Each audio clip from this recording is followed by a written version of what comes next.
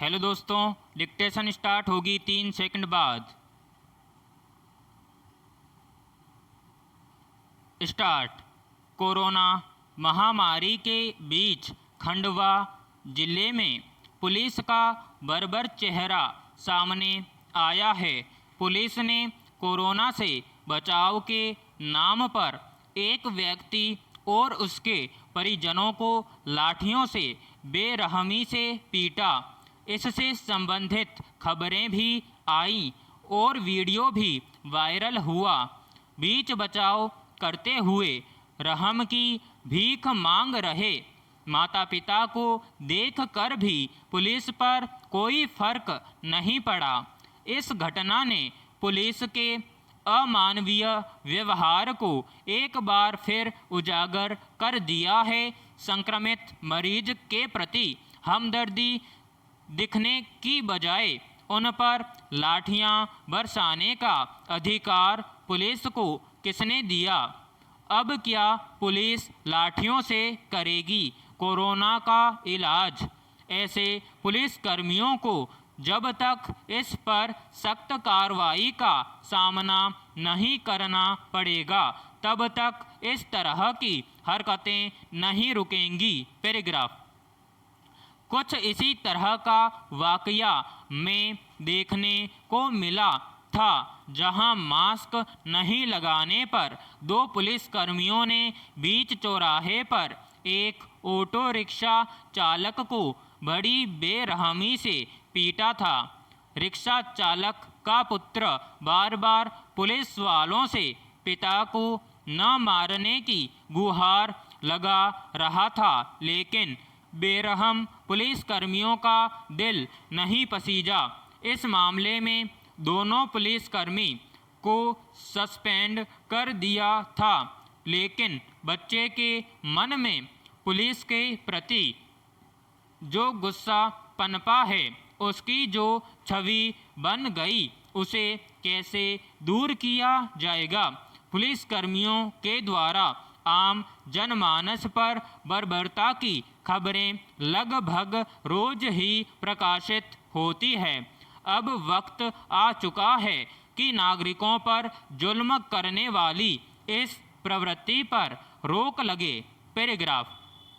गर्मी के मौसम की शुरुआत के साथ देश के अलग अलग हिस्सों से आग लगने और उसमें भारी पैमाने पर जान माल के नुकसान की खबरें आने लगती हैं। ऐसी आग कई बार महज किसी हादसे का नतीजा होती हैं। कई बार छोटी लापरवाही की वजह से आग लग जाती है, तो कभी किसी शरारती तत्वों की हरकत भी एक बड़ी त्रासदी रच देती है। रविवार को राष्ट्रीय राजधानी क्षेत्र में दिल्ली के 2 और नोएडा के एक इलाके में आग लगने की जैसी घटनाएं सामने आई हैं, वे बेहद तकलीफदेह हैं।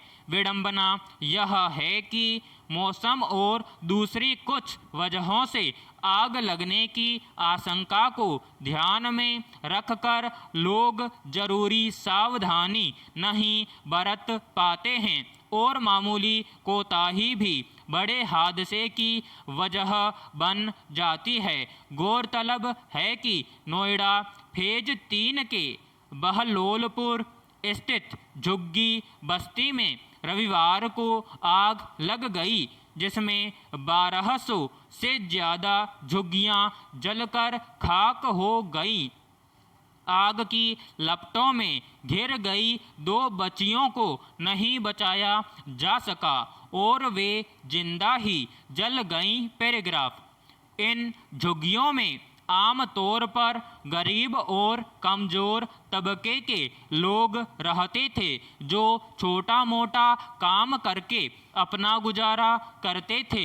इतनी बड़ी तादाद में झुग्गियों के राख हो जाने, उसमें 2 बच्चियों के मारे जाने के बाद वहां आसरा लिए लोगों की हालत क्या होगी, इसका सिर्फ अंदाज़ा लगाया जा सकता है।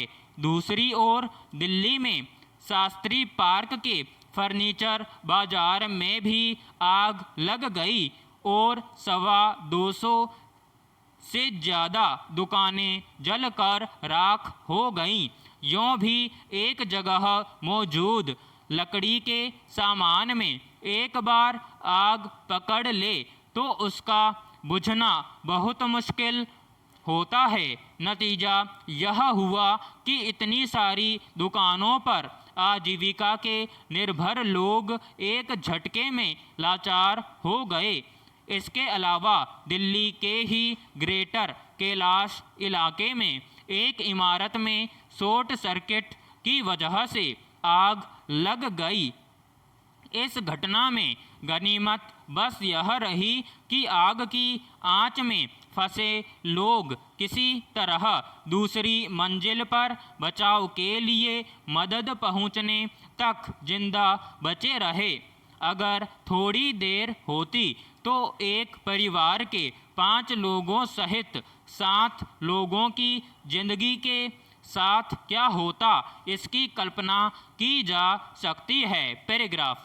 विडंबना यह है कि एक और तापमान में बढ़ोतरी के साथ लोग इस बात को लेकर उतना सावधान नहीं रह पाते कि हर तरफ सामान से नमी लगभग खत्म हो जाती है और एक चिंगारी भी उसे आग की लपटों में तब्दील कर दे सकती है।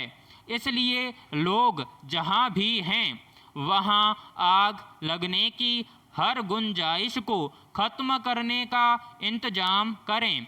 दूसरी ओर मौसम और उससे जुड़े उतार चढ़ाव से पैदा होने वाले हालात को लेकर सरकार की ओर से व्यवस्थागत उपायों के अलावा जागरूकता फैलाने वाले संदेशों का प्रसार करने को गंभीरता से नहीं लिया जाता, जबकि संभव है कि उन संदेशों की वजह से किसी लापरवाही पर एक व्यक्ति का ध्यान समय पर चला जाए और बड़ा हादसा टल जाए। मकान में समय समय पर शॉर्ट सर्किट की जांच और उसे दुरुस्त रखना आग लगने की आशंका को काफ़ी कम कर देता है। कई बार आग लगने की जगह ऐसी होती है जहां अग्निशमन के वाहनों को पहुंचने में काफ़ी मुश्किल पेश आती है।